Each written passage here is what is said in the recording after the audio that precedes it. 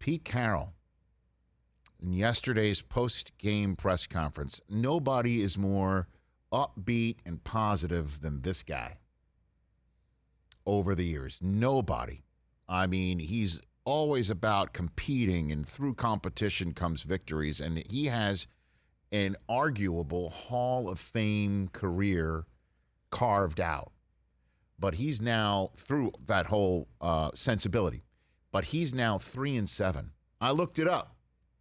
Do you know how many times Pete Carroll has been 4 games under 500 in a season as a head coach in the NFL? Had to have been his last year with the Patriots. The New England Patriots were not 4 games under 500 at any point in his tenure. Oh. Never? Wow. No. Pete Carroll's New England Patriots went 10-6, 9-7, and 8-8, bud. There you go.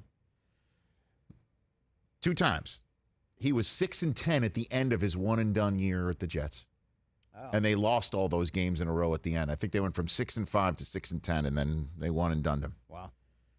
And then he was 2-6 in his second year as head coach of the Seattle Seahawks. 2-6. And that's it.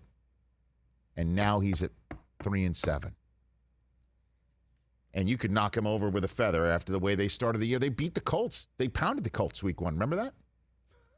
I don't. Yeah. You had to start the season for the Colts at 0-3. Wow. So now they're 3-7. They're losing. They've just lost at home to Colt McCoy, right? Russ is back. Forget about cooking. The ingredients are there. I mean, they don't know where the kitchen is. I mean, the kitchen's been totally moved in the house. They don't know where it is. Kitchen's closed. I mean, they can't score touchdowns. They can't move the ball. They're terrible on third down. The running game doesn't exist. Chris Carson's gone again. Yeah.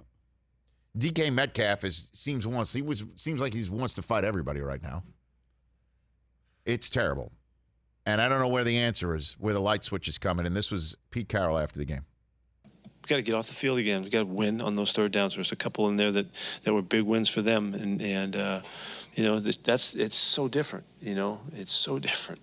That's why I challenged the spot on the sneak. You know, just because it's such a big play. I know that the chances of them overturning that one, you know, wasn't very good. But I took a shot at it because they're so significant. You know, and they got 40 minutes, we got 20 minutes, you know, and it really comes down to them being able to convert and us not. And so I'm sorry, it's not a different story. It's been the same story in and out of this whole season, and we've got to see if we can turn this thing.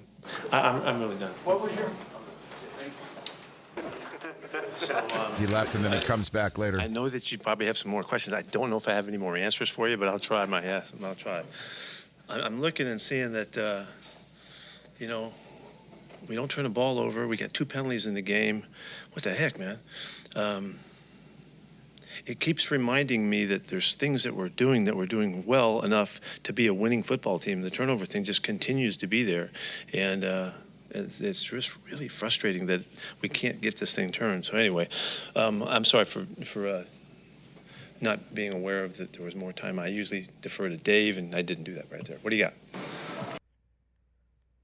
Interesting. Wow. I mean, nobody's more positive than this guy. He said he just doesn't want to get used to. He's not used to this. Right. And he doesn't want to get good at it. And by that he means good at answering questions why it's so bad. Yeah, after a while. They're not used to it. He's not used to it. I don't know what the way out is, man. You look at their schedule, and it's, again, the deep end of the pool in the NFC West, and they have more games left in that division right now. And the Seattle Seahawks, the way out starts next week for them, a Monday nighter at Washington. Got to win that one. Home for San Francisco, at the Texans, at the Rams, home for the Bears, home for the Lions, at the Cardinals. They got to run out. You got to run that table. I mean, if you're 6-1, you're 9-8. You're 9-8 in the longest regular season ever. Will 9-8 be good enough for a 7 seed? It's possible, but where's it coming from? They can't score. They can't get off the field. They don't have a first-round selection. It belongs to the Jets because of Jamal Adams, who got called for pass interference on Zach Ertz. Had trouble covering him. They don't have their first-round selection. That's the only good news of the Jets right now. They own the 2nd and 5th overall selections in the draft. They choose 2 times in the top 5 right now. Hey, you watched all the way to the end. Thanks for that. Watch more right here.